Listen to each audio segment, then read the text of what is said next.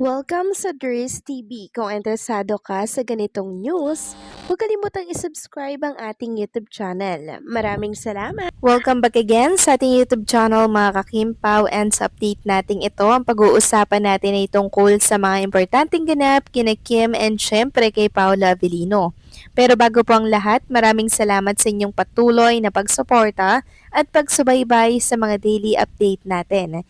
Kaya naman bilang pasasalamat, narito po ang ilang napili kong komento patungkol ito sa naging previous update. Una komento mula po ito kay Ginang Leoncia Talian. Sabi niya, correct, in fact, it is sin to believe in hula.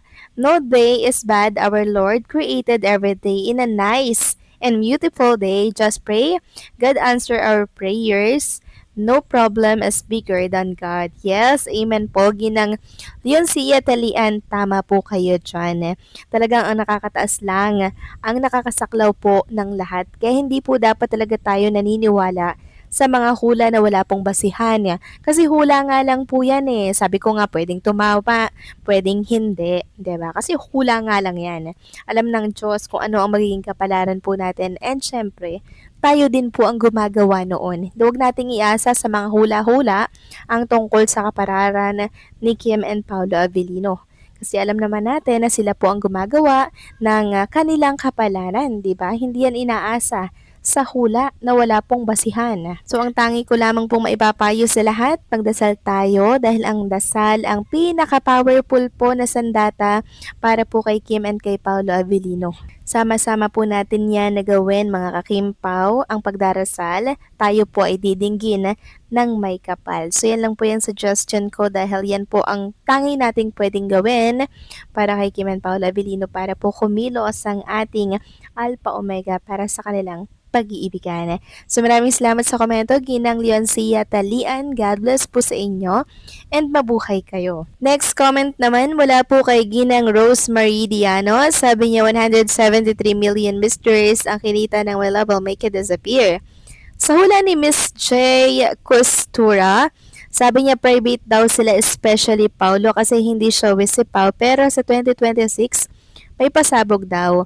Baka amin na tong dalawa sa relationship nila kasi ang promise din ni Pau na sa 2026 sasagutin na niya ang definition ng love. Maraming salamat po sa komento, Ginang Rosemary Diano. Yes, 173 million po ang kinita ng My Love Will Make It Disappear. Grabe no? 100 million. Tapos low cost or low budget po ang ginastos nga dito sa My Love Will Make It Disappear. Tapos dito lang po yan chinot, 'di ba, sa ating bansa.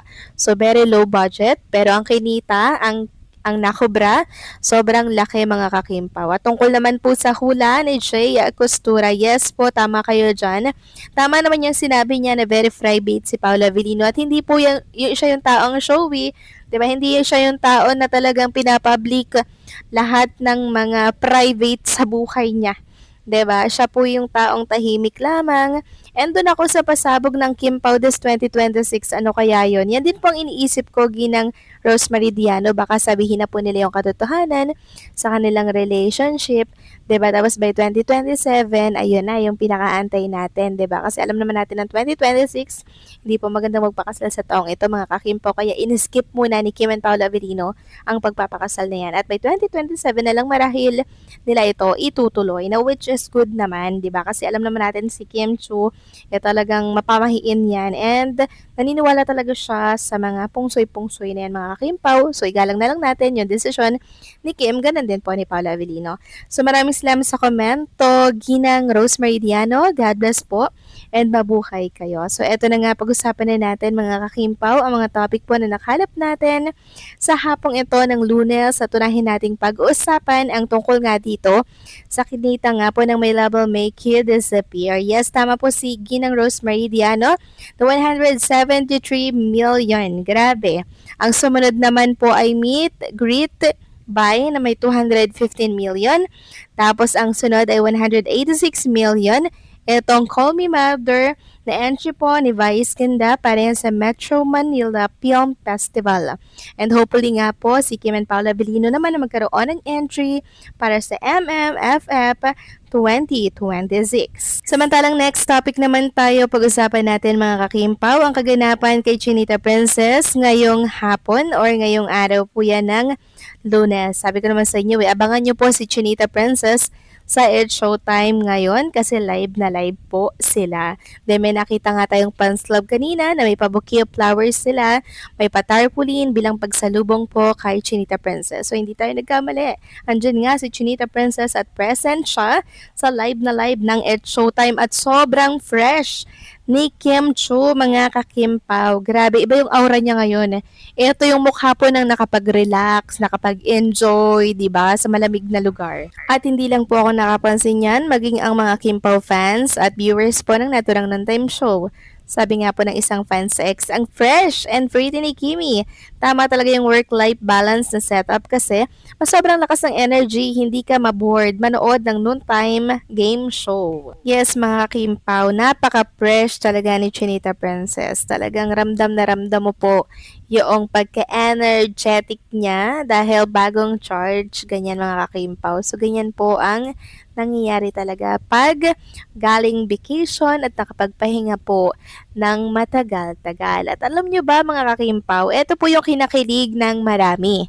Ganap po ito sa It's Showtime kanina na kung saan si Meme Vice Ganda, parang kinikilig din po. Sabi niya po mga kakimpaw kay Kim Chiu, paano daw ba mag-I love you si Chinita Princess? Kasi sobrang lambing ni Kim Chiu, mapakaibigan man, mapaanak-anakan, sobrang lambing daw ni Kim Chiu. Kaya paano daw magsabi si Kim Chiu ng I love you sa boyfriend? So ngayong taon daw mga kakimpaw, binago niya na. Pasigaw na po yung I love you. Talagang sinigaw niyan mga kakimpaw sa national television yung I love you ni Chinita Princess. So doon pa lang po sa sinabi niya na binago niya na daw po mga kakimpaw yung kanyang estilo ng pagsasabi ng I love you.